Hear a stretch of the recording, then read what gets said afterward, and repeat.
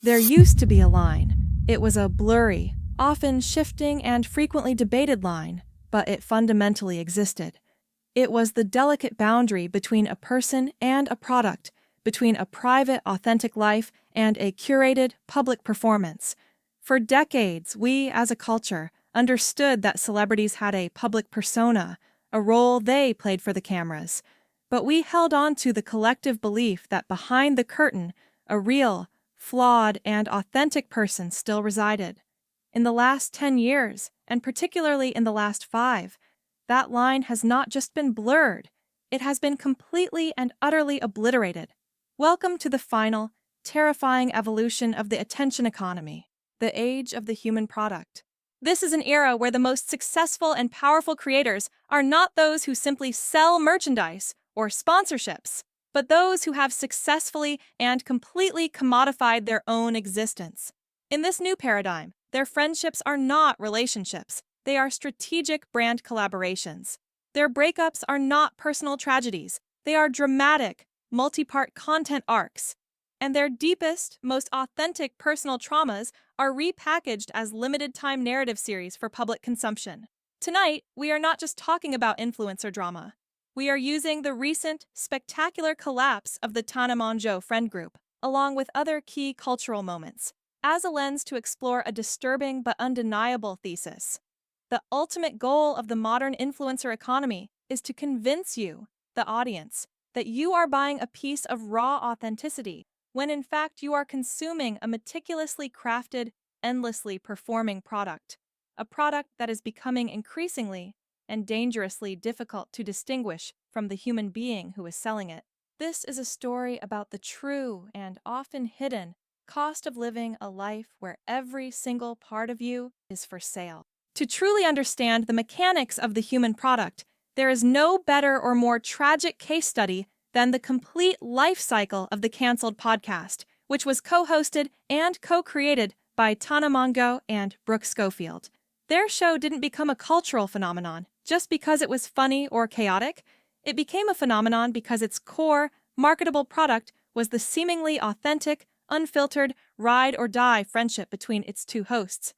We, the audience, were not just sold a podcast. We were sold a relationship. We invested our time and emotion into their inside jokes, their shared history, their dramatic stories, and their frequent public displays of loyalty. This friendship wasn't just the show's foundation. It was the show. It was the engine, the fuel, and the final product, all in one. Therefore, when the partnership imploded so spectacularly, it shouldn't be viewed through the simple lens of a friendship ending. For a more accurate understanding, it must be viewed through the cold, dispassionate lens of a business.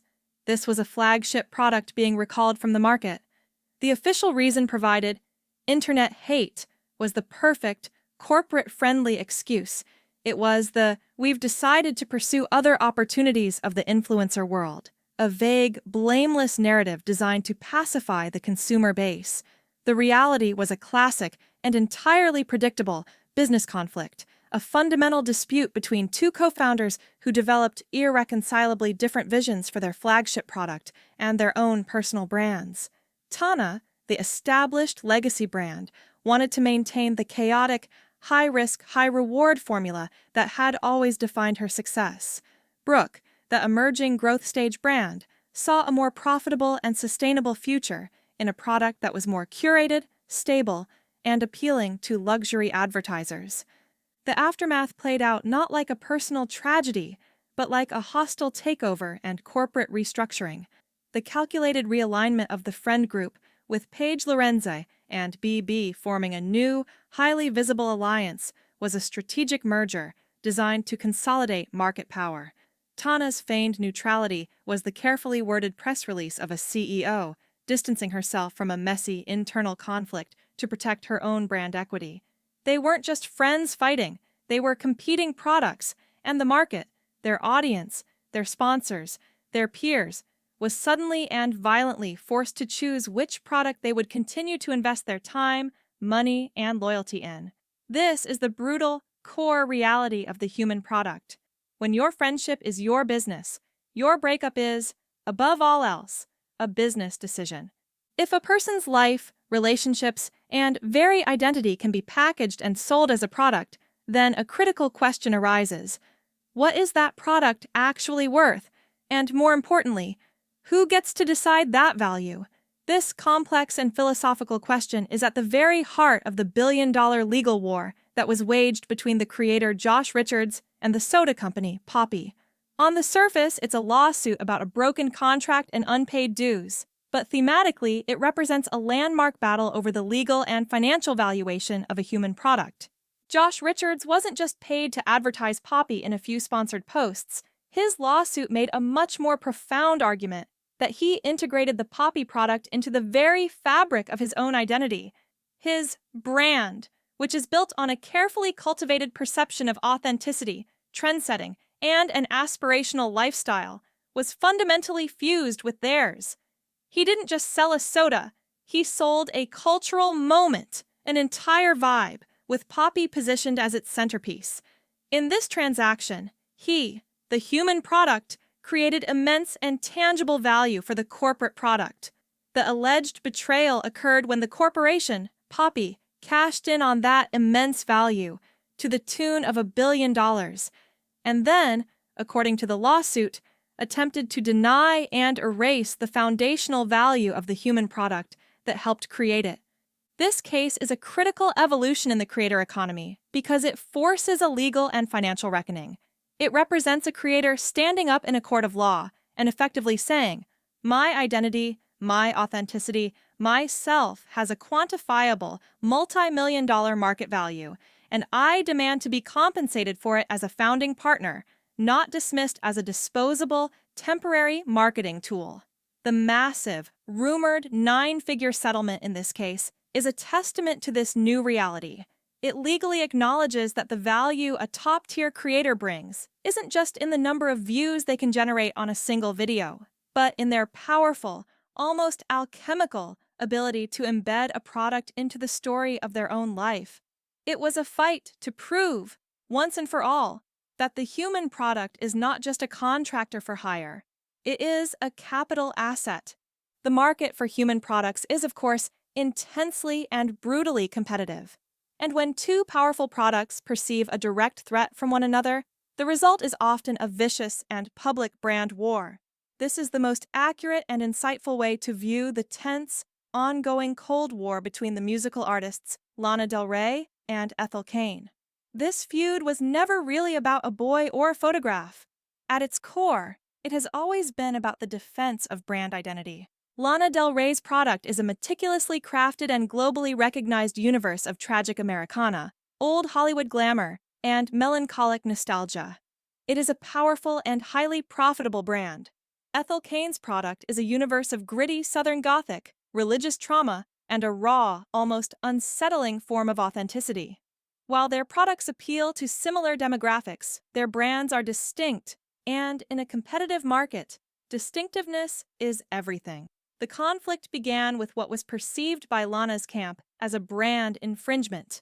The idea that Ethel was co-opting Lana's carefully constructed aesthetic, a move that could potentially dilute her brand's unique position in the market. But it was Lana's devastating accusation of body shaming that revealed the true nature of this modern conflict. In the economy of the human product, an attack on your person is an attack on your brand.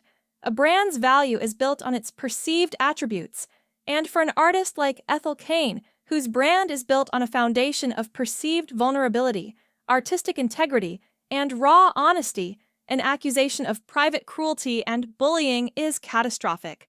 By making her accusation public, Lana wasn't just sharing a personal grievance. She was launching a devastatingly effective negative marketing campaign designed to damage the core brand identity of a competitor.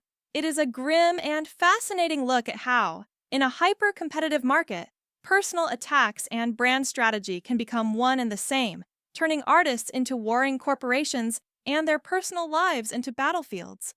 If the self is a product, then life itself, for an influencer, necessarily becomes a 24/7 performance. The ultimate, all-consuming goal is to create a compelling and continuous illusion of authenticity that the audience will want to consume.